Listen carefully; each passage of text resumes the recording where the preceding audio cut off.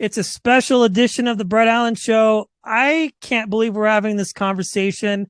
I'm very excited about it. When the opportunity came along, I jumped on it immediately.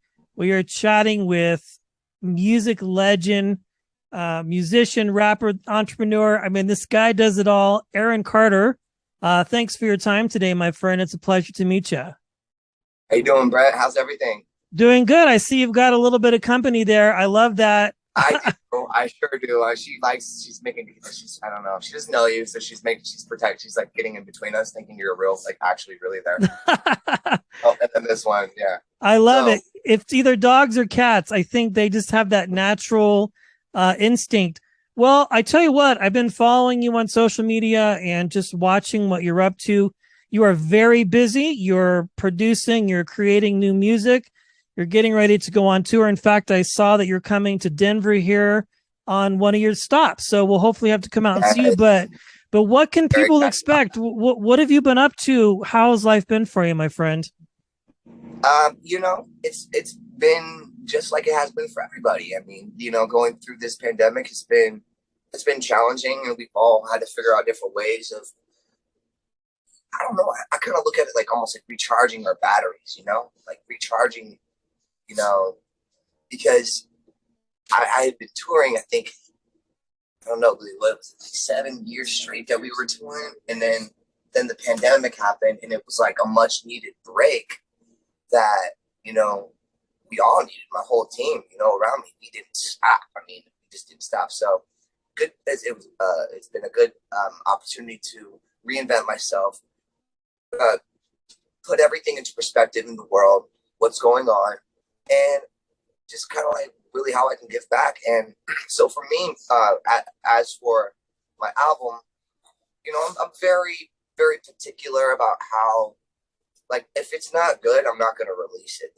That's just how I am. I don't release music that's just not good. Like I from a collective, from peers and people that are around me. So um, I'm not really gonna. I'm actually taking a step back from the producing side just to focus on being an artist.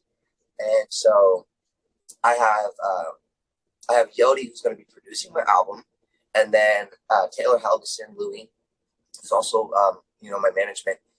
He helped me write the Love album. So, and I co-produced that. And now I'm like, I enjoy producing, but I really like, I want to focus on being an artist more, than a producer. Not saying that, you know being a producer doesn't make you an artist, because it does, Right. But this time, the man that's going to be producing my album, he's right here. Nice. He's, There he no, he's, is. yeah, How you doing, man?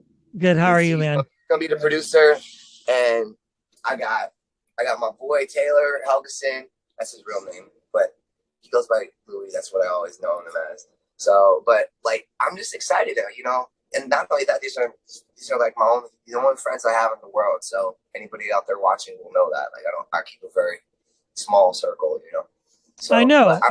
I've heard that, and I think that's cool because I imagine when you have had and continue to have a level of success and popularity and notoriety and all of that, it has to be challenging to let people into your inner circle. And I've heard you talk a lot about that in other interviews, because especially, there's the people that are with you from the beginning, before fame, before money. And then there's people that kind of come in the middle. And then when things are really great, everybody's like, hey, we want a piece of the pie. So I respect that. And I really appreciate your honesty and candor about that, because I imagine, I don't know, I can't even imagine really about what it must be like to kind of keep it's things. interesting. It's an interesting dynamic, I will tell you.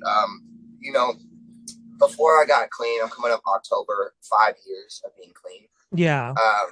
And that's been a really big feat for me. It's also been a really big challenge, because there's always going to be a series of triggers around you, and you just gotta have people around you that aren't yes men.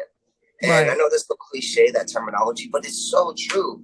It's so true. And actually, I only really started experiencing it after I got clean. Then I bought my first house. Then I bought another house. And I started owning all this stuff. And when I did that, all these people came in and I was like, who are you guys? Like, Yeah. what do you want? Like, what do you like? You want this? Okay, go ahead and give up 26 years of your life and try to go for it, or, like what, Louis Taylor Helgeson, who like he spent like, almost a decade with me now that we're coming up on knowing each other, and Yodi Glico, it's just, to be honest, that saying where they're like, it's lonely at the top, like Yeah. it is lonely at the top. It is, but at the same time, it's like it's a blessing in disguise. And then you got to be careful because, you know, I long companionship, I long friendship, I long all these kind of things, and I just start to realize, like, man, and even my closest friends are here, but they're also my business associates, closest friends. If they see anything like that happening, they realize that I don't see it, and that someone's pulling the wool over my eyes. They're there in a nanosecond. There's not like, it's however long the flight is, or however long the drive is, or Yeah. if I'm like, so I really just, it's an oddity to me because like throughout my whole 20s, didn't own any homes, didn't own anything. I mean, I remember having a razor scooter. That's how I got around on, and I'm quote unquote, me, and then like it's just like, then I started acquiring all of these things, and during the pandemic, I figured out kind of like a loophole of how to, like, make money without having to even touch a stage ever again. And but I love it so much. So Colorado, for instance, just so you know, when I'm in those moments and I'm having those time periods where I'm like, what the hell is going on? I drive my butt 15 hours from LA to Colorado just to get away. And I'm actually thinking about buying a home there next. Let's do it, man. That's That how would be much I great. actually People would freak love. out if you moved here. I don't know what I'm they not would. kidding you, but I've been there and I've seen how people are so, they're not disingenuine. That's one of my new favorite words lately. It's like Right. disingenuine. Like, they're just genuine people in LA. It's just full of a bunch of money hungry, gold digging people and chasing after the star. But you got to remember something, man. This is something that I thought about like maybe like a few months ago, and I was talking to, because I regularly see a psychiatrist and counseling and all that. Got to take care of my aftercare, and I was telling him, I was like, yeah, everyone always chases after stars, right? But you got to remember that a star is a ball of burning gas. So as soon as you touch it, you expect to get burnt. Like, as soon as, like, if you're gonna chase after those stars, you're gonna be one of those, like, you're gonna get burnt. Like, you just gotta know how to heal and how to recover and not be desperate and not be chasing after, let the stars chase after you. Like, let the moon show up on its own accord. Like, and, you know enjoy it then. Um, but as for being on tour, like Colorado, I'm so excited to be. It's the last dates of the tour, and then Yeah. I'm gonna be heading back home, and I'm actually gonna, me and my boys, we're probably gonna spend a couple extra days there and just enjoy it. There, Louis told me about the meteor shower that's going on, one of the biggest meteor showers in like 100 years. And we're gonna be there in that time. So, but most importantly, I get to see like my supporters, and they're like my fans are like my family, man. They really are there for me, and they know I'm there for them too. And I like there's not ever like enough that I can give back to them. If that makes sense. Does that Sure. make sense? Like, It does. versus being like this guy that's just like, no, no, don't talk. No, like, if you got the energy, even if I don't have the energy, I'm still going to give it my all. And I'm still gonna be like, I'm still gonna be able to have that intuitive feeling with my fans when they get my meet and greets or if they come and see me, that they know that what I'm singing I really mean, and it really hurts, and it really does, like, like the Love album was written about, somebody who didn't love me, and it was hard, but honestly, like, if I didn't run into Louis, and I don't know where I would be. today? I honestly don't know. I couldn't tell you. Wow. Because I got really good people around me. You know, I'm going to be 35 years old, and I got a lot of people that look at me and think I'm 22 years old. And I'm like, bro, I've been doing it 4 years longer than you think how old I am. So, Well, you you look know, good for your age. I mean, I think that's fascinating, just kind of like looking at the span of your career and how long it's been and how long it's lasted. And also coming from a family of musicians and people just constantly surrounding you. I can't even imagine the surmountable amount of pressure you must feel, but I would say that you handle it quite well. And I love your transparency about recovery and mental health and aftercare, because I think that's a subject with, especially with public figures, which even that's a polarizing term. You know what's up and you know how to handle it. And then somehow in the creative, mysterious right. process, it comes out in your music and people can Totally. connect That's with something that's you, yep. on a way that they might not like say in a conversation like this. It can exactly. It's like tonality. So like versus, it's no different than a relationship. So a lot of my clearly people know like my relation. I'm a single guy right now. I'm a single father actually. And in regards, apropos of that, in regards to what you said about pressure, remember, there's two options for pressure. You can either be smashed into pieces or be patient, allow the pressure to do its job and become a diamond, because a diamond is millions of years of pressure, right? This Right. beautiful, thing. All you gotta do is just polish it, and then boom, you got a beautiful diamond, you know? And so you gotta just be built for it. It's for to come on here, you say that I'm a legend. I don't even hear that. Like, I don't even hear that. Even my manager last night, he was talking to me about all this stuff, and I was just like, bro, like the way I was raised, I just don't. Fame just doesn't register with my Right. I could like understand that. normalcy for me. It's just a normality, and to other people, it's an abnormality. For my guys not with me, it's a normalcy for them, because we get hit up by strangers pretty much almost every day that we don't even know these people, and sometimes we just don't know what's up. And all I really want to do is just get out there and be able to, tell my story and tell the real story. I'm not going to be writing songs. We're not going to be writing songs about popping bottles in clubs and, go to a strip club and all this, because that's why I don't do that. We don't do that. We're simps. Like, we're emotional people. We're sensitive. Me and Louis are super sensitive. Like, he changed the trajectory. By the way, this is Louis right here. So it's this sexy guy right there. He's like, please don't put me on camera. He always does that. Like, every time he's like, no. Like, he's like a vampire getting hit by the light. I'm like, bro. I could understand. But no, I mean, like, and honestly, man, I'll be honest with you. Everybody knows I've had a really tough last couple of years, but I made the best out of it. And now that I'm on the road, I get my mind gets a chance to just kind of reset itself. And right. I'm so blessed to have my friends here, my best friends, my only friends. I feel like Forrest Gump talking to Jay, my only friend. I'm about to write their names on my shrimp boat. Like, that's like, there you go. Great bubblegum corporation. Like, I love it. But yeah, no, I mean, it's just this can become a very philosophical conversation if we need to go on forever, right? For no sure. Different than like me and Louis, one time we were looking at the stars, like, we can't even start talking about this because this is gonna, like, we're not gonna be able to come back to, like, Earth. Like, it's infinite, Yeah. And, I've been blessed, to have, I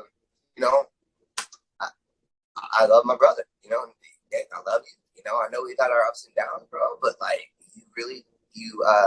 he always inspired me, and he was the first person, that gave me my opportunity. The first time I ever performed on stage was in front of 50,000 people in Birmingham, Germany, 1996, and I got a record deal the next day with Adel Records, and then do you know how my career started? It started as Johnny Wright later told me and my mom that they did it as a joke. They did it. Yeah, I'd read that somewhere, but I didn't know if that was true or not because They did. obviously your They sat me down. brother, we know who he is, but and then it Right. was kind But of they did like, Crush on You with me, my first song, as a gimmick, as a joke. And as just to like kind of like see what would happen. Then the next thing you know, my first performance, I do Crush on You, and there was 80 Records in the crowd, and I get a record deal with them. Then the next thing I know, I'm learning how to sing as I'm recording. You guys know what that's like?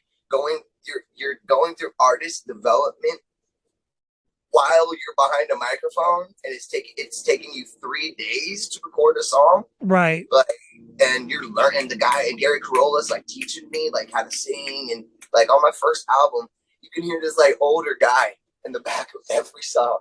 Like he's singing with me on every song. Gary Carolla. Like you hear this like older like guy with like this like shaky voice and this like little high pitched little kid that's got this like out like super like soprano voice that sounds like Mickey Mouse trying to sing. Like then then next thing I know, the next album, like I get signed with Jive Records, which I had, incredible. It was my brother who I became label mates with, Yeah, and that kind of created like a little bit of I don't know, not I wouldn't say a competition, but I wanted to be better than my brother. I sure. can't, That makes sense. it's nothing derogatory, nothing about him personally. I just wanted, not that I really wanted to be better. I just wanted to be like my brother. You know what I mean? Sure. Like I wanted to do what he was doing because he would come home for that with like all these like stuffed animals and bring them home. And I remember very vividly all of these toys. Like, so all I cared about was like stuffed animals and toys, right? Especially being big. But he would bring back like this stuff and it would have like Nick on it and I was like, I want that. Like, so I wanted to become a singer at the age that I did for stuffed animals, man, and being not money. I swear on everything. That's why I wanted to do it, because I wanted my own toys for people. Because I my love brother would it. come home with these bags of like all this stuff, and he would give them to me. Like he was old, he was 18, 19. Who cares? Little brother's 11 years old to 10 years old. I loved it. Like I had a whole big old bed full of all these stuffed animals because of my brother. And then that's why I wanted. Now thinking about it, I'm like, that's really why I wanted to do this. Also, like being able to be like, look at me, I can climb a tree or I can do a cartwheel. That's why, like, you'll see me do things like on stage that'll blow your mind. I'll just hit you with a 50-foot backflip off of my drum kit, my drummer's drum kit, or my DJ's rig, and like just fly in there and just, or I'll just relax, or I'll get behind the piano. So I'm more of a front man now. I like to consider myself like a modern day Jerry Lewis. Sure. Like how he was like the piano guy, very very charismatic, and just, and then so I study the greats. I study Ray Charles and Queen. Like I know my industry. Like I know like my manager will tell you, like he'll tell you, yeah, he knows like what's up. Like so like I totally have nothing but respect, and you got to understand like this. I mean, it's not forever. It can be forever, but like you got to work at it, and you got to be willing to go, like understand how it is going up, and then what it's like to fall. It's like a roller coaster ride when I say that. So there's a lot of ups and downs. Think about the pandemic. That was kind of like a down time, but you got to understand. Okay, if it's going down, what do I need to study? What do I need to practice? Do I need to look at people around me? Do I need to, remember the people who are loyal, the people who deserve it, the people who have seniority? Absolutely. So that's pretty much, how I view everything now. And it's loyalty. Loyalty is what gets you far in this world, not just in this industry, but in life. Being loyal to people and remembering so if the formula is right, if the formula is great, right, for like my Love album, for instance, that I did, like with that Louis and I did together. If it ain't broke, don't fix it. But why does it have to fix? Like what needs to be fixed? The formula's there. So we're just gonna keep the formula. It's just the only thing that's different is I'm stepping outside. I'm not focusing on the production of being a producer. I don't want to do that. I actually, like, Yodi, sitting right next to me, is way more talented as a producer than me. And I told him that personally, and I will tell that, I will say that publicly too. Like, way more talented, just unrecognized. And it's my job to take my name, and for him to even believe in me like that, to me, that's a blessing. You know, for Louis to I mean, this man's like saved my life before. He's my best friend. He's like been one of the only like loyal people I've ever had that stayed consistent in my life and never changes too. And I've always been loyal and has given back to me, and not just take.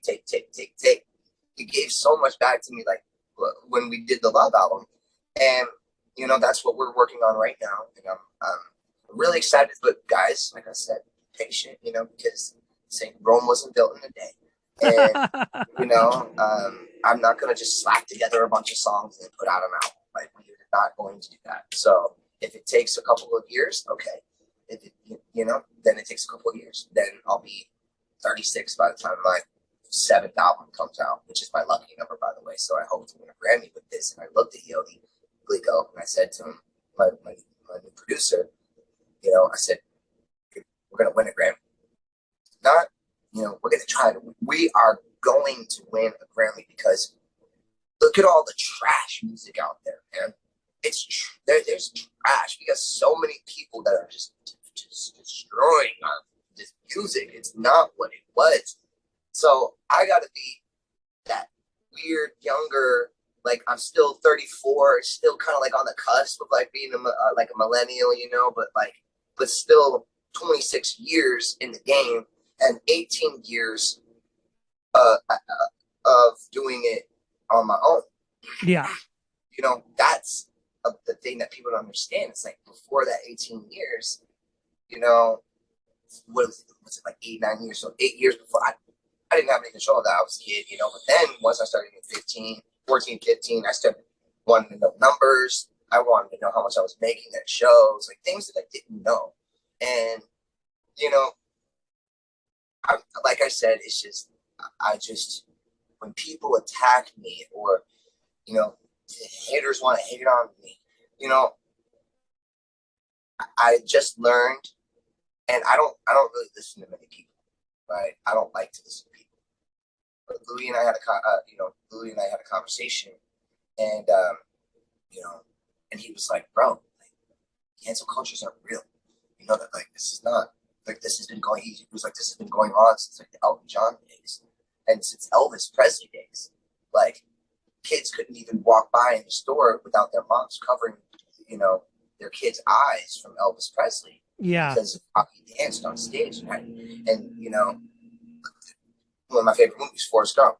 She walking by after they alleged like Forrest Gump taught Elvis how to do like the dance moves, you know, when he had the braces on his legs. Yeah. And then he walks past the store with his mom, and he sees Elvis like on TV, and he recognizes that he taught him those dance moves.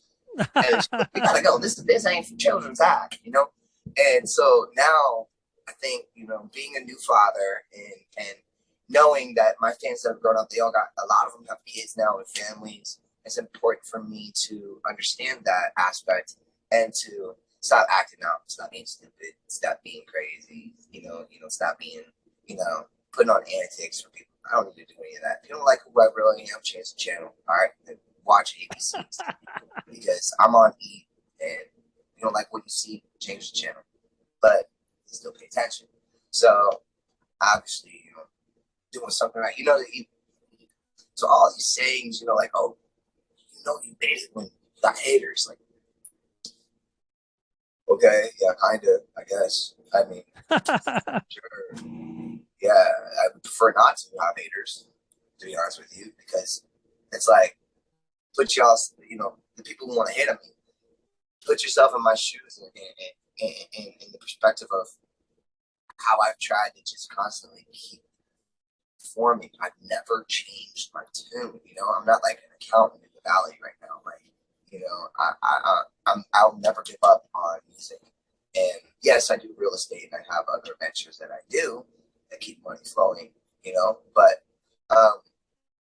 that's like I just really love getting on stage and being able to make them like have a great time, you know, just let go because I'm there doing the same thing. So like so everybody who watches this, you hear that I'm on tour, go search it up, you know, go follow my Instagram, see what we're doing, you know, follow the people, you know, like it's Girls Umbrella, that's part of my management team, you know, follow my people, like the more shows, the merrier the Christmas. So like, and you can always count on me though to not be like that selfish guy that's not going to give back. Like I'm not going to do that. I'm just, you know, we have a very short time on this planet, and we never know when our time is going to come. I have a very healthy son, you know. The mother of my child, you know, she's a great woman, you know, even though we don't, you know, see eye to eye on everything. I have to love her from afar, you know, and you know, you just got. I think love is like the one thing that confuses me the most in this world. It's like, do people really love anymore, or do they just try to just use everybody as a stepping stone to get something where they are, and then once they do, they realize, oh well, where did that start from? And you got to backpedal a little bit, be like, oh, it started with this guy believing in me. It started, you know, Johnny Wright believing in me. It started with, you know, Louis believing in me. It started with me believing in Louis, you know, and now that's like he loves me. That's all we do. Like even if we have a drought or like a dry season, you know what I'm saying? Like we still are doing it. We still are attentive to it. We're not just planning like once a year, or let's all get in the studio, let's have a board meeting, let's sit down and let's make this so mechanical. We don't do that. We don't write music that way. We write it from our hearts and from our minds and from our intelligence, from our experiences. And to have a friend and a writer and a business associate such as Yodi and Louis, especially. I mean, you know, no offense, Yodi, but like, you know what I'm saying? Like, he was able to feel my pain and what I was going through, and like you were saying, help me put it into perspective. And a lot of the lyrics, I mean, I don't know, were they were your experiences too, right, Louis? They were, right? But I would come to him, and I was going through a really bad relationship, and we were just doing it for fun. We were just writing music for fun. We wrote Sooner or Later in an Airbnb that I had in Malibu, and it was raining. It was a rare time. I remember it was raining, and Louis came in, and I had this beat that it was like the best, you know. I had a co-producer, Lynn Gray, that you know, he did a phenomenal job, you know, co-producing with me, but on Sooner or Later, my biggest single to date. This is my biggest song I've ever had in my entire career. Okay, I mean, syndicated everywhere, golden platinum, in so many countries. He wrote like 75% of it. Wow. You know, and he wrote it because I was like, I'm going through all this stuff. You know, I'm dating this girl that's from Chicago, and she's a dancer. You know, and you know, like I don't even know if it ever even really registered with her what I was trying to do. I was trying to win her back. Like I was trying to get her back. Like even though I never even had her in the first place. Like, you know. Right. So, and I was trying to get her back through this music. And like, these love songs, you know, I'm making for you. And I'm just disregarded. And then, you know, later on, you know, she contacts me, where's my best friend? I love you and all that. And I just was like already gone at that point. And, you know, next thing you know, release the first song we ever wrote together was Fool's Gold. We released that independently on just my label, Rackets Records. Got like 1 million streams. And wow. We were blown away. I was hoping maybe 10,000, maybe 100,000 in like a week. It got 1 million in like 3 hours. And then the A&Rs checked the top 50 Spotify viral charts, and I'm in the top 50. And then Steve Zapp comes in, and then Z Entertainment gets me signed with Sony Records. And then I signed with Sony Records, and then it's like, oh, Majors back off to the races after 13 years of abstinence, man. 13 years of not even doing any music, not releasing any music, nothing. Wow. Because I was not there. like I was not ready. I didn't feel like this was a good body of, I never had a good body of work. I never had music that I felt like I would listen to myself. Wow. Like, one of the big things they say is like, it's hard to be a fan of your own music. Sure.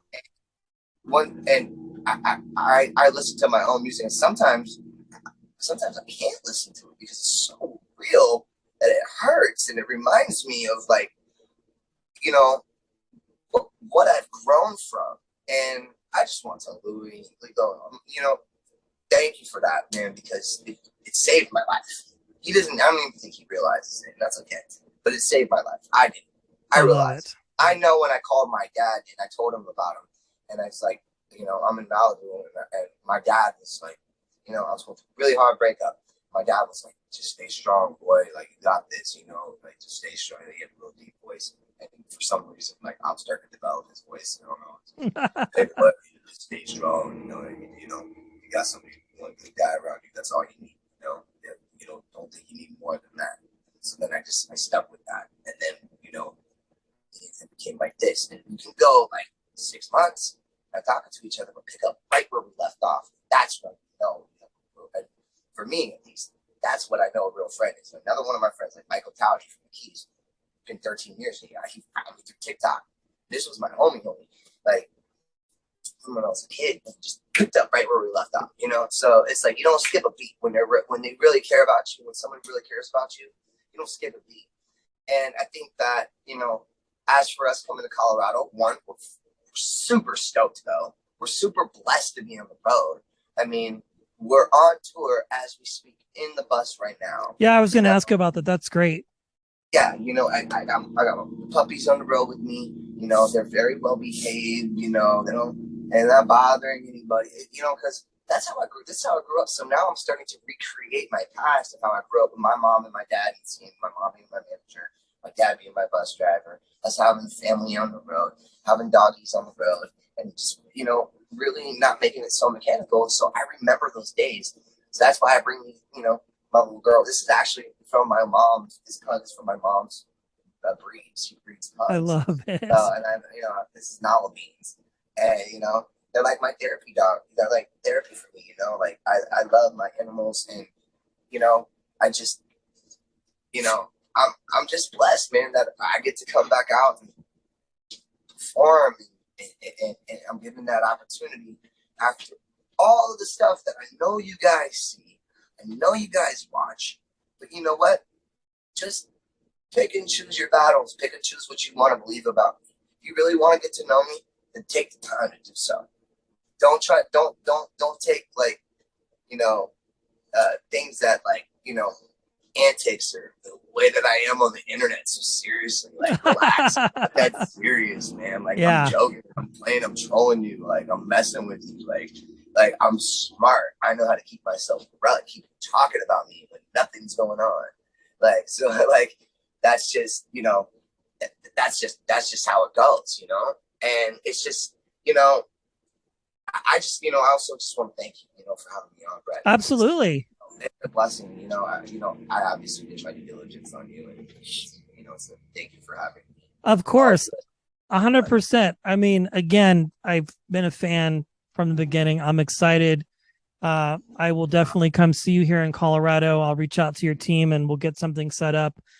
All the success is well deserved, my friend. You've earned it, and you've put your time and you've put your hustle in, and you deserve nothing but the best. I appreciate your time. I really do, Aaron. It's been a pleasure chatting with you. Thank you so much, Brett, and all your viewers, everybody.